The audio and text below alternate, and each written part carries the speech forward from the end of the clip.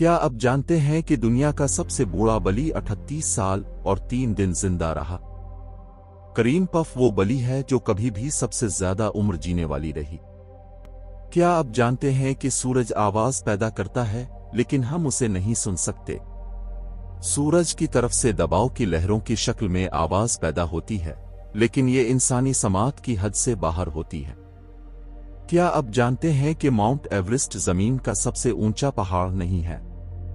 हवाई के मावना की और मावना लोई पहाड़ एवरेस्ट से भी ऊंचे हैं, क्योंकि उनकी 4.2 किलोमीटर ऊंचाई पानी के नीचे है। ये दोनों पहाड़ मिलाकर 10.2 किलोमीटर ऊंचे हैं, जबकि एवरेस्ट की ऊंचाई सिर्फ 8.8 किलोमीटर है। क्या आप सब्सक्राइब करते हैं?